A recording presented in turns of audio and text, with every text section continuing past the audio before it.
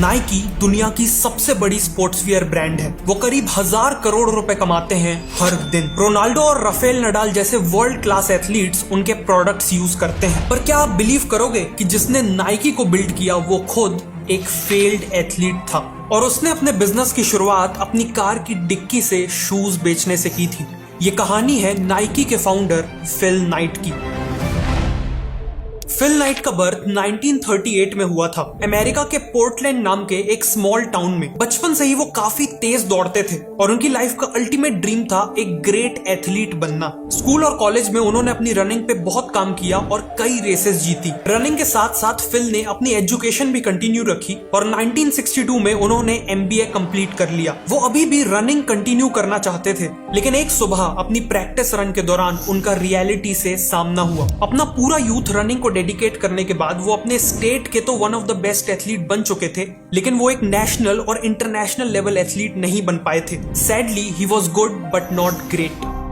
वो अब 24 साल के हो चुके थे और अब एथलेटिक्स में और बेटर होने का कोई स्कोप नहीं था। इसीलिए उस सुबह बहुत ही दुखी मन से फिल ने एक्सेप्ट कर लिया कि ये उनके एथलेटिक करियर का एंड है। एक इलीट एथलीट बनने के अपने सपने में वो फेल हो चुके थे, लेकिन तब भी वो कुछ ऐसा करना चाहते थे जिससे वो हमेशा स्पोर्ट्स के करीब रह सके। फिल भी हर रनर की तरह अपने रनिंग शूज से डीपली कनेक्टेड थे, इसीलिए उन्होंने डिसाइड किया कि वो शूज का बिजनेस करेंगे। फिल को याद आया कि उन्होंने अपने MBA के दौरान कई हफ्तों की स्टडी की थी और रनिंग शूज के बिजनेस के ऊपर एक डिटेल्ड रिसर्च पेपर लिखा था। रिसर्च में उन्हें पता चला कि जापानीज कैमरा कंपनीज ने अपनी बेटर क्वालिटी और लो प्राइस के चलते अमेरिकन कैमरा मार्केट को डिसरप्ट कर दिया था और उनके रिसर्च पेपर के अकॉर्डिंग जापानीज शूज भी सिमिलरली USA के शूज मार्केट को डिसरप्ट कर सकते थे और उस टाइम की सबसे बड़ी कंपनीज एडिडास और प्यूमा को ओवरटेक कर सकते थे। अपने इस कॉलेज प्रोजेक्ट के बेसिस पे पूरा बिजनेस स्टार्ट करना एक बहुत बड़ा रिस्क था, लेकिन फिल के पास और कोई ऑप्शन भी नहीं था। उन्होंने डिसाइड किया कि वो जापान से टाइगर ब्रांड के शूज को इंपोर्ट करके USA में बेचेंगे। टाइगर के शूज ओनित्सुका नाम की जापानीज कंपनी मैन्युफैक्चर करती थी। इसीलिए फिल ने अपनी पूरी सेविंग्स इकट्ठा की और फ्लाइट लेके जापान के लिए निकल पड़े और फाइनली जापान पहुंच के उन्होंने ओनित्सुका के ऑफिस में कॉल करके एक अपॉइंटमेंट ले ली। मीटिंग से पहले वो काफी नर्वस थे। एक यंग लड़का जो नेचर से काफी शाय और इंट्रोवर्टेड था, वो सडनली जापान की एक बहुत बड़ी शू कंपनी से पार्टनरशिप करने निकल पड़ा था। ऊपर से ओनित्सुका के एग्जीक्यूटिव ने मीटिंग की शुरुआत में ही फिल से उनकी कंपनी का नाम पूछ लिया। पता नहीं कैसे, लेकिन फिल के दिमाग में उनके घर में रखे ब्लू रिबन्स की इमेज आई। वही ब्लू रिबन्स जो उन्होंने कई रेसेस जीत के हासिल किए थे और फिल के मुंह से सडनली ब्लू रिबन निकल गया। उन्होंने कहा कि वो ब्लू रिबन स्पोर्ट्स नाम की कंपनी को रिप्रेजेंट करते हैं। उस समय ऐसी कोई कंपनी एग्जिस्ट ही नहीं करती थी, लेकिन ओनित्सुका के एग्जीक्यूटिव्स इस नाम को सुनकर खुश थे। मीटिंग आगे बढ़ी और फिल ने अपने कॉलेज प्रोजेक्ट को लाइन बाय लाइन रिपीट कर दिया। एंड में ओनित्सुका एम्प्लॉइज इतने इंप्रेस हुए कि उन्होंने खुद फिल से कहा कि वो चाहते हैं कि उनकी कंपनी ब्लू रिबन अमेरिका में टाइगर के शूज बेचे। It was a deal. Phil ने उन्हें अपना एड्रेस दिया और उन्हें टाइगर के कुछ ट्रेनिंग शूज के सैंपल्स भेजने को कहा। फिल की खुशी का ठिकाना नहीं था। उन्होंने ओनित्सुका को शू सैंपल्स के पैसे ट्रांसफर किए और अमेरिका लौट के सैंपल्स का इंतजार करने लगे, लेकिन पूरे 4 महीने बीत गए और कोई शूज नहीं आए। फिल के लेटर के जवाब में ओनित्सुका ने कहा कि शूज जल्द ही आ जाएंगे, लेकिन रियलिटी में ऐसा हुआ नहीं। फिल ने अभी भी होप नहीं छोड़ी थी, लेकिन शूज के आने तक उन्हें सरवाइव करने के लिए एक जॉब चाहिए थी। इसीलिए उन्होंने एक छोटी सी फर्म में अकाउंटेंट की जॉब ले ली। ओनित्सुका से मीटिंग को अब ऑलमोस्ट 1 साल हो चुके थे और फिल ने ऑलमोस्ट होप खो दी थी कि तभी कस्टम से एक नोटिस आया। जापान से टाइगर के 12 शूज आ चुके थे। फिल ने शूज को कलेक्ट करने के बाद उन्हें बिना रुके अनबॉक्स किया और सबसे पहले ये शूज अपने कॉलेज के कोच बिल बोवरमैन को दिखाए और अपने बिजनेस प्लान के बारे में भी बताया। बोवरमैन को वो शूज इतने पसंद आए कि अगले ही दिन उन्होंने फिल को सीधा 50% बिजनेस पार्टनर बनने का ऑफर दे दिया। इस ऑफर से फिल काफी सरप्राइज थे। अपने पूरे कोचिंग करियर के दौरान बिल बोवरमैन अगर किसी एक चीज से सबसे ज्यादा ऑब्सेस थे तो वो थे शूज। सालों से शूज के साथ एक्सपेरिमेंट करते करते वो शू डिजाइन में एक एक्सपर्ट बन चुके थे। उनका पूरा फोकस शूज को हल्का बनाने में रहता था। वो अक्सर बिना पूछे अपने स्टूडेंट्स के शूज ले लेते थे और उन शूज को टियर करके उनमें कई दिन तक माइनर मॉडिफिकेशंस करने के बाद वापस करते थे। और सच में उनके इन मॉडिफिकेशंस के बाद एथलीट्स की परफॉर्मेंस मैसिवली इंप्रूव होती थी। साथ में बिल बोवरमैन एक जीनियस कोच और एक नेचुरल लीडर भी थे। फिल और बाकी रनर्स के लिए वो एक गॉड लाइक फिगर थे और आज वही गॉड लाइक फिगर फिल का बिजनेस पार्टनर बनना चाहता था। It was a no brainer. Phil ने बोवरमैन से हाथ मिलाया और अब वो दोनों 50-50 पार्टनर्स थे। फिल ने उसी दिन ओनित्सुका को एक लेटर लिखा और टाइगर शूज बेचने के लिए वेस्टर्न यूएसए की एक्सक्लूसिव डिस्ट्रीब्यूटरशिप राइट्स मांगे। साथ में $1000 की टोटल कॉस्ट पे 300 शूज का पहला ऑर्डर भी दिया। इस बार शूज टाइम पे आ गए और साथ में ब्लू रिबन को वेस्ट यूएसए की एक्सक्लूसिव डिस्ट्रीब्यूटरशिप राइट्स भी मिल गए। फिल को इसी का इंतजार था। उन्होंने तुरंत अपनी अकाउंटिंग की जॉब छोड़ दी ताकि वो पूरा फोकस बिजनेस में कर सकें। उन्होंने शूज को अपने पेरेंट्स के घर के बेसमेंट में स्टोर किया और अब यही ब्लू रिबन का ऑफिस था। अब बारी थी इन शूज को बेचने की। फिल ने कई स्पोर्ट्स शॉप्स को टाइगर के शूज सेल करने की रिक्वेस्ट की, लेकिन सभी ने अपनी शॉप में टाइगर के शूज रखने से मना कर दिया। फिल के पास खुद की शॉप खोलने के पैसे नहीं थे, इसीलिए उन्होंने जुगाड़ लगाया। वो अपनी कार की डिक्की में शू बॉक्सेस को भर के जहां भी कोई एथलेटिक कंपटीशन होता वहां पहुंचने लगे। वो रेस के बाद कोचेस, एथलीट्स और स्पेक्टेटर से बात करते हुए अपने शूज प्रेजेंट करने लगे। फिल ने पहले भी सेल्स की जॉब ट्राई की थी, लेकिन वो सक्सेसफुल नहीं रहे थे। लेकिन इस बार कस्टमर्स के रिस्पॉन्स ने खुद फिल को भी शॉक कर दिया। उनके शूज हाथों हाथ बिक रहे थे। वो खुद एक एथलीट रह चुके थे और इसीलिए एथलीट्स की प्रॉब्लम्स को अच्छे से समझते थे। इसीलिए वो कस्टमर्स को इजीली कन्विंस कर पा रहे थे कि टाइगर के शूज उनके लिए बेस्ट हैं।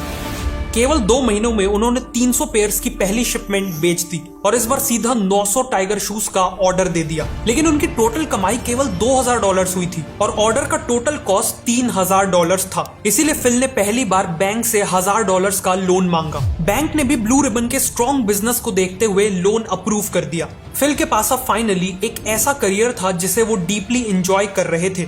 बिल बोवरमैन जैसा एक ट्रस्टेड पार्टनर था और एक ऐसा प्रोडक्ट था जो अपने आप बिक रहा था। In short, Phil was having a great time.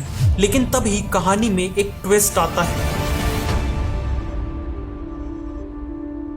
Fill के नाम पे एक लेटर आया। ये लेटर एक रेसलिंग कोच ने लिखा था। ये कोच क्लेम कर रहा था कि वो रिसेंटली जापान में ओनित्सुका से मीटिंग करके लौटा है और ओनित्सुका ने उसे टाइगर शूज के लिए पूरे अमेरिका की एक्सक्लूसिव डिस्ट्रीब्यूटरशिप राइट्स दे दी हैं। उस कोच ने फिल को इमीडिएटली टाइगर शूज का बिजनेस बंद करने का ऑर्डर दिया। फिल के बिजनेस को केवल 2 महीने ही हुए थे कि अब वो बंद होने की कगार पे आ चुका था।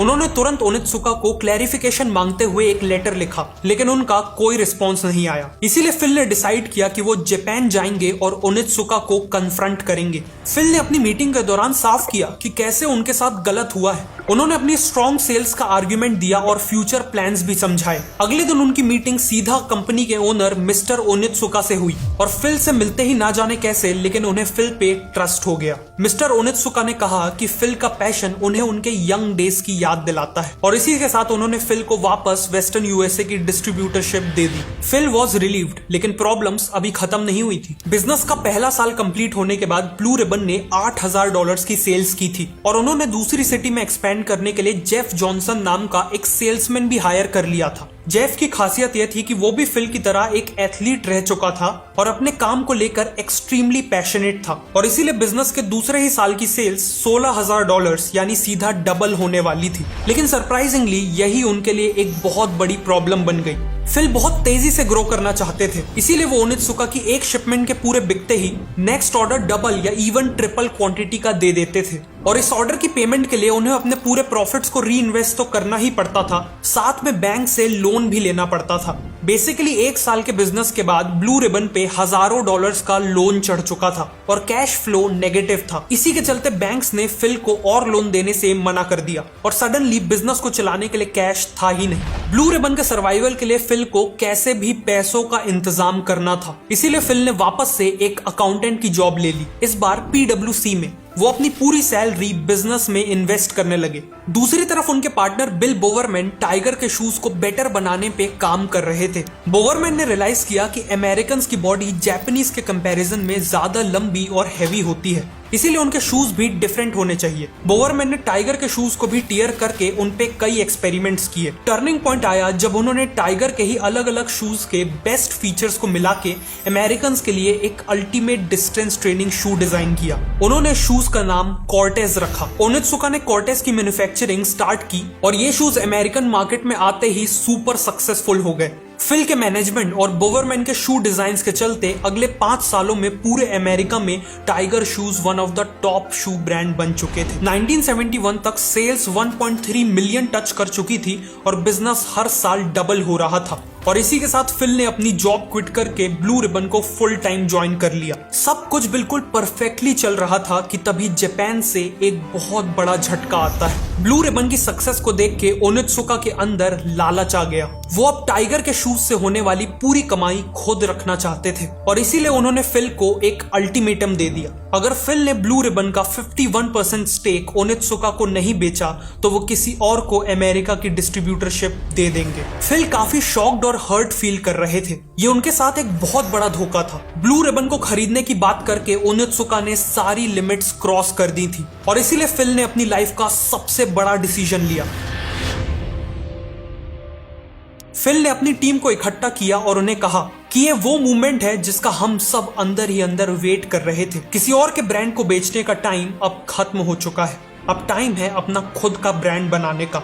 इसी के साथ उन्होंने ओनित्सुका से पार्टनरशिप तोड़ दी और अब खुद के ब्रांड के शूज मैन्युफैक्चर करने की ठान ली। सबसे पहला स्टेप था एक नया लोगो बनाना। फिल चाहते थे कि उनके शू ब्रांड का लोगो एथलीट्स के अंदर एक sense of running, sense of motion और सेंस ऑफ विक्ट्री जगाए। प्लस वो लोगो ऐसा होना चाहिए जो शू के साइड में फिट हो सके। उन्होंने लोगो डिजाइन के लिए एक ग्राफिक डिजाइन स्टूडेंट को हायर कर लिया। कुछ दिन बाद उस स्टूडेंट ने कई डिजाइन्स दिखाए। एम्प्लॉइज ने उनमें से एक कर्व्ड और थिक चेकमार्क जैसा दिखने वाला लोगो सिलेक्ट किया। फिल ने उस ग्राफिक डिजाइन स्टूडेंट को उसकी हेल्प के लिए थैंक किया और $35 की फी पे कर दी। लोगों के बाद अब अगला स्टेप था ब्रांड का नाम चुनना। फैल्कन और डायमेंशन 6 जैसे कई नाम सजेस्ट किए गए, लेकिन फिर कंपनी के पहले सेल्समैन जेफ जॉनसन ने सबको बताया कि लास्ट नाइट उनके सपने में एक बहुत ही अच्छा नाम आया है और वो नाम था नाइकी।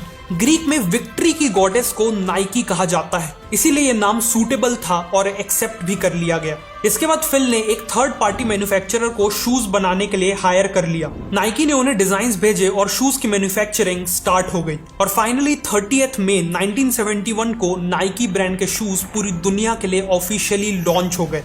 लेकिन अनलाइक टुडे उस समय नाइकी को कोई नहीं जानता था। प्लस एडिडास, प्यूमा और अब खुद टाइगर जैसे ब्रांड्स नाइकी के लिए बहुत बड़े कॉम्पिटिटर्स थे जो किसी भी नई ब्रांड को क्रश करने के काबिल थे। इसीलिए फिल ने नाइकी की मार्केटिंग के लिए एक ऐसी स्ट्रेटेजी यूज की जो 1970s में कोई नहीं कर रहा था। उन्होंने देखा कि दूसरे रनर्स उसी ब्रांड के शूज पहनना पसंद करते थे जिस ब्रांड के शूज वर्ल्ड के बेस्ट एथलीट्स पहनते थे। इसीलिए नाइकी ने उस समय के बेस्ट रनर स्टीव प्रीफोंटेन के साथ एनुअली $5000 की डील की नाइकी को प्रमोट करने के लिए। और इसी के साथ नाइकी सबसे पहली ब्रांड्स में से एक बन गई जिसने एथलेटिक्स ब्रांड एंडोर्समेंट्स को as a marketing strategy use किया। फिल की दूसरी स्ट्रेटेजी थी अपनी सेल्स टीम को स्ट्रेटेजिकली चुनना। नाइकी की सेल्स टीम में हमेशा ऐसे लोगों को हायर किया जाता था जो या तो खुद एथलीट्स रह चुके थे या फिर एथलेटिक्स के लिए बहुत पैशनेट थे। इससे होता यह था कि सेल्स टीम अपने कस्टमर्स जो मोस्टली एथलीट्स थे उनकी प्रॉब्लम्स और नीड्स को अच्छे से समझ पाते थे, जिससे अल्टीमेटली प्रोडक्ट डिजाइन, सेल्स और आफ्टर सेल सर्विस की क्वालिटी बहुत बढ़ जाती थी। इन दो स्ट्रेटजीज के अलावा फिल ने अपना एक्सपीरियंस, पुराना कस्टमर बेस और बोवरमैन के शू डिजाइन का फायदा उठा के नाइकी को ग्रो किया। एज अ रिजल्ट 1980 तक नाइकी 2700 एम्प्लॉयज की टीम बन चुकी थी, $270 मिलियन की सेल्स टच कर ली थी और एडिडास को बीट करके यूएसए की सबसे बड़ी एथलेटिक शू कंपनी बन चुकी थी। फिल को फाइनली लगने लगा कि उन्होंने पूरे यूएसए की सबसे स्ट्रॉन्ग एथलेटिक्स ब्रांड बना ली है। लेकिन फिर एंट्री हुई एक ऐसी कंपनी की जिसने नाइकी को हिला के रख दिया और वो कंपनी थी रीबॉक। नाइकी का मेन फोकस हमेशा से अपने शूज को स्पोर्ट्स के लिए बेस्ट बनाने का था। लुक्स और स्टाइल उनका फोकस कभी भी नहीं था। लेकिन 1980s में फैशन ट्रेंड और एथलेटिक शूज के टेस्ट में एक मेजर चेंज आया। अब लोगों को केवल एक स्ट्रॉन्ग और बेटर परफॉर्मेंस वाला शू नहीं चाहिए था, उन्हें चाहिए था एक ऐसा शू जो परफॉर्मेंस के साथ साथ लुक्स में अट्रैक्टिव और स्टाइलिश हो, और रीबॉक ने कस्टमर्स को वही दिया। इवेंचुअली कस्टमर्स का नाइकी से कनेक्शन टूटने लगा। कंपनी को पहली बार लॉस हुआ और कई एम्प्लॉइज तक को ले ऑफ करना पड़ा। 1986 में रीबॉक नाइकी को सरपास करके यूएसए की सबसे बड़ी एथलेटिक शू कंपनी बन गई। नाइकी को अब सर्वाइव और ग्रो करने के लिए जल्द ही कुछ मैजिकल करना था और इस काम के लिए नाइकी ने चुना एक मैजिकल बास्केटबॉल प्लेयर को, Michael Jordan.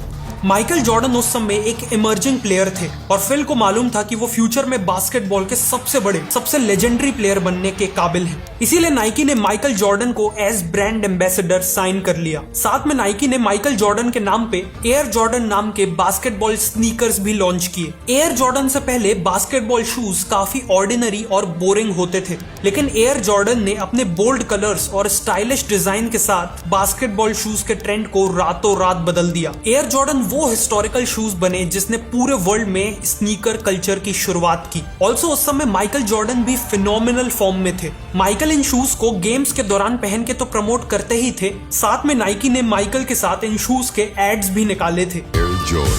It's all in the imagination. इन सभी के कारण एयर जॉर्डन परफॉर्मेंस और स्टाइल का एक पावरफुल कॉम्बिनेशन बन के सामने आए। लॉन्च के पहले ही साल नाइकी ने $100 मिलियन के एयर जॉर्डन्स बेचे और फाइनली रीबॉक को वापस ओवरटेक कर लिया। इस सक्सेस के बाद नाइकी कभी नहीं रुका। 1990s में उन्होंने ग्लोबली एक्सपैंड किया, एक के बाद एक कंट्रीज को कॉन्कर करते चले गए। शूज के अलावा बाकी स्पोर्ट्स वियर में एंट्री ली और आज के दिन करीब 12 लाख करोड़ रुपए की वैल्यूएशन के साथ नाइकी वर्ल्ड की सबसे बड़ी स्पोर्ट्स वियर ब्रांड है। फिल और नाइकी की जर्नी सच में फिनोमिनल है और इस जर्नी का सबसे इंपॉर्टेंट लेसन है एग्जीक्यूशन। फिल ने अपनी बुक शू डॉग में कहा है, let everyone else call your idea crazy, just keep going, don't stop, don't even think about stopping until you get there. मतलब चाहे कोई कुछ भी कहे, अगर आप किसी आइडिया को लेकर पैशनेट हो तो कैलकुलेटेड रिस्क लो और उसे एग्जीक्यूट करो। नाइकी की टैगलाइन भी यही कहती है, जस्ट डू इट। अगर आपको ये वीडियो अच्छी लगी तो मैं रिकमेंड करूंगा कि आप नेक्स्ट इस वीडियो को देखें।